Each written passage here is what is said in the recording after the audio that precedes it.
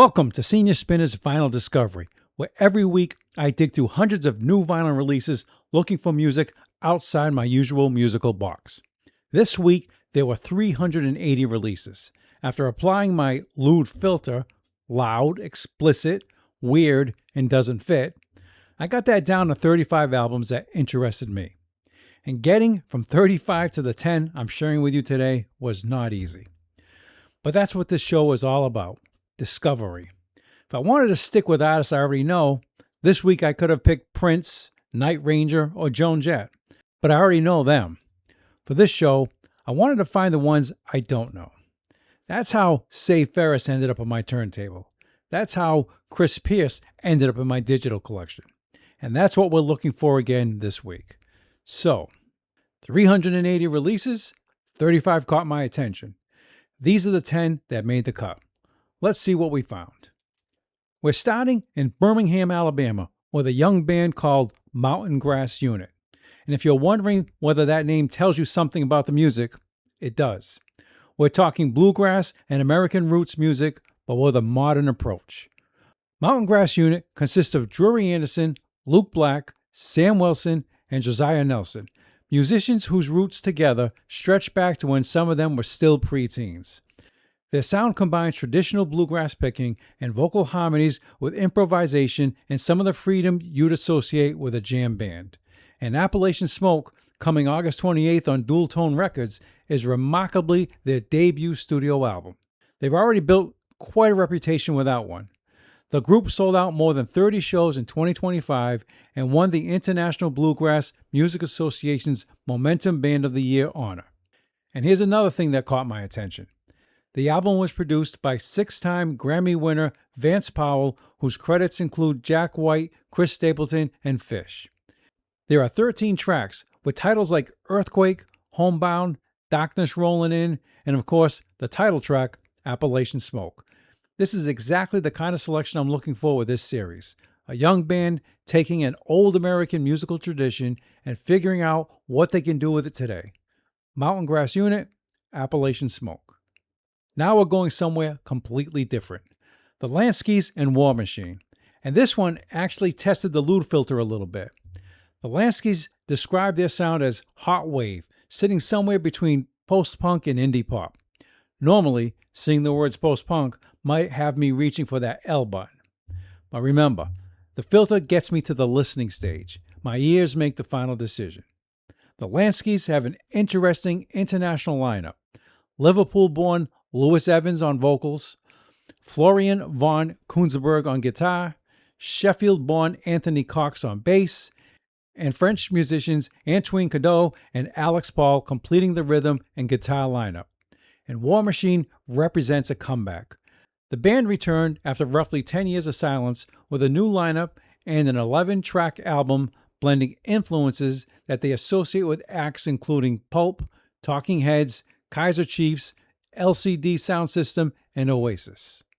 The album was recorded at Studio de la Chouette and mixed by Clive Martin, whose resume includes work with The Cure, Queen, and Stereophonics. So here's another album that probably wouldn't have made my shopping list based purely on the genre label, but I sampled it, and here it is, the Lanskeys' War Machine. Next, we're heading directly into one of the genres I've come to appreciate, the blues.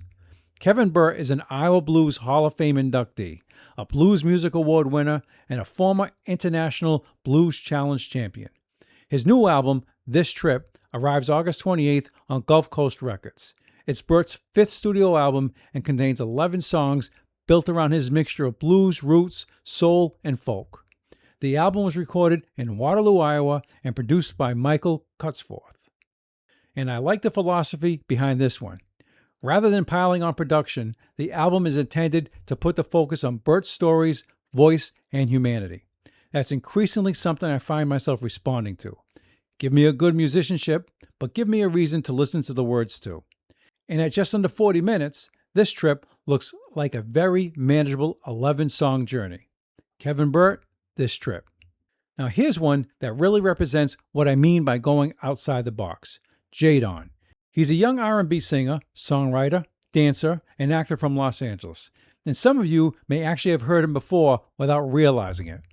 Under his earlier professional name, J.D. McCrary, he voiced young Simba in Disney's 2019 version of The Lion King.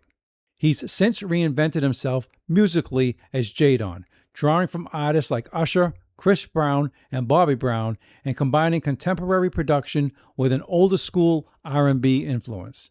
His project, Me, My Songs, and I, helped establish him as an emerging R&B artist, particularly through the song Lullaby. Billboard subsequently named him an R&B Rookie of the Month, and he's continued building an audience into 2026. And this is why I don't simply look at the names I recognize. If I'm serious about exploring R&B, I have to listen to young R&B artists too. Jadon, Me, My Songs, and I. Now we're jumping backwards almost 20 years. Girls Aloud's Tangled Up originally came out in November 2007. It was their fourth studio album and became a platinum certified release in the UK, containing songs including Call the Shots, Can't Speak French, Girl Overboard, and Sexy No No No. So why is it on a 2026 vinyl release list? Because incredibly, Tangled Up has never been released on vinyl before, until now. The new edition puts the original album on a single purple vinyl LP. And that's another part of these weekly lists that I really enjoy. Discovery doesn't necessarily mean new music. Sometimes it's older music that I missed completely the first time around. Girls Aloud were enormously successful in the UK, but they weren't nearly as prominent here in the United States. So here's an acclaimed pop album from 2007 that I've never really explored, finally appearing on vinyl almost 2 decades later. That qualifies as a discovery in my book. Girls Aloud, Tangled Up. Next is someone with a considerably more familiar story.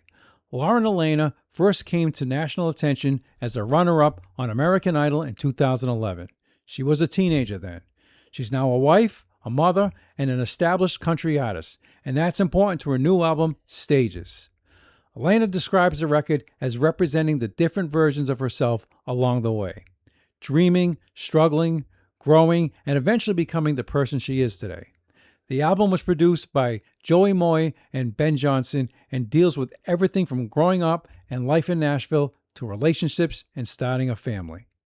And this is another example of the type of modern country I've been exploring. I used to think of country as one very specific sound. I'm learning that's simply not true. There's traditional country, country pop, Americana, bluegrass, country rock, and all sorts of territory in between. Lauren Alaina's Stages gives me another chance to figure out where my own tastes fall within that spectrum. Lauren Alaina, Stages. Now here's one that definitely fits the off-the-beaten-path idea. Two Runner. The group comes from Northern California and centers around Paige Anderson and Emily Rose. And the instrumentation alone caught my attention. Banjo, fiddle, guitar, cello, viola, pedal steel. That's enough to get me curious. Their sound pulls from bluegrass, old-time music, folk, and American roots, with Paige Anderson handling songwriting along with banjo, guitar, and vocals, and Emily Rose contributing fiddle, cello, viola, and vocals. Porch Light is their debut full-length album and arrives August 28th through Gar Hole Records. The album was recorded in Nevada City, California, and deals heavily with change, letting go of one's chapter of life while trying to figure out what comes next. And again, this is precisely why I spend the time going through 380 releases. I probably wasn't going to stumble across Two Runner otherwise. Now I want to hear the album, Porch Light. The Jayhawks aren't exactly newcomers. In fact, they've been around for roughly 4 decades. The Minneapolis band emerged in the 1980s and became one of the important names in what eventually came to be called alternative country or Americana, combining country, folk, and rock influences. The current lineup includes Gary Loris, Mark Perlman, Karen Grothberg, and Tim O'Regan. Their new album is Sanctuary Park, and there's an interesting name behind the console. Producer Bob Ezrin. That's the same Bob Ezrin associated with artists including Pink Floyd, Lou Reed, and Peter Gabriel. The Jayhawks previously worked with Ezrin on their 2000 album Smile, and they've reunited with him for Sanctuary Park. The new album contains 11 tracks and arrives August 28th through Sham 30 Tigers. This selection may be a little less unknown than some of the others today, but it's still outside my usual musical box, and that's enough. The Jayhawks, Sanctuary Park. The next one has quite a story behind it. Seattle singer-songwriter Sarah Calhoun has roots in both the indie rock and country folk worlds. She played drums with Caresses Weird and later with Band of Horses, including on their 2006 album Everything All the Time, before establishing herself as a solo singer-songwriter. Her new album is I've Missed You All These Years, and it has been a long time coming. Calhoun began developing some of these songs after her previous album, retreating to a forest cabin in 2018 and initially working out melodies on guitar. Then life intervened. Over the years that followed, she lost her best friend, her father, and her dog. Those experiences inevitably found their way into the songwriting. But what interests me is that the resulting album isn't being presented simply as a record about grief. It's also about connection, recovery, and rediscovering yourself through the people around you. Musically, it crosses between blues, folk, pop, and country, with pedal steel, banjo, strings, accordion, and other acoustic textures appearing throughout. That's an awful lot of things that have recently been finding their way into my musical wheelhouse. Sarah Calhoun, I've Missed You All These Years. And I'm finishing this week's 10 with Ruthie Foster. Foster has been making music for more than 3 decades, blending blues, gospel, soul, folk, and Americana. And remarkably, after years of acclaim, she won her first Grammy just last year, taking Best Contemporary Blues Album for Mileage. Now she's back with Just Say Yes, arriving August 28th through the legendary Sun Records. And I love where that title came from. Years ago, after Foster had stepped away from music to care for her mother, she eventually decided to pursue music again. She wrote herself a simple message on a sticky note: Just say yes. That little reminder stayed with her decades later. It's the title of her new album. The 10-track record was produced by Tyler Bryant and deals with joy, struggle, connection, and self-discovery. This one feels like a particularly appropriate way to finish today's picks, because, in a strange way, Just Say Yes is what this whole show is about. Say yes to listening to something unfamiliar. Say yes to a genre you used to ignore. Say yes to an artist whose name means absolutely nothing to you. Worst case, you listen for a few minutes and decide it isn't for you. Best case, you find something you love. Ruthie Foster, Just Say Yes. And there we have it. 380 releases, 35 made my initial cut, and those are the 10 I'm taking a closer look at this week. And I think this week's list demonstrates exactly what I want Senior Spinner's new vinyl discoveries to become. We went from modern bluegrass to indie pop to blues, R&B, British pop, modern country, folk and American roots, Americana, and back around to blues and soul. Some of these artists have been making music for decades. Others are just getting started. Some of these are brand new albums. And one of them has been waiting almost 20 years just to make its first appearance on vinyl. That's discovery. Now I'll start listening more closely and decide which of these I want to purchase digitally. And then we'll see whether any of them eventually make it onto Senior Spinner on the record. Maybe one will even make that final jump from my digital collection to the record shelf and earn the designation as vinyl worthy. And remember, I left some very familiar names behind this week. Prince, Night Ranger, Joan Jett. Not because I don't like them.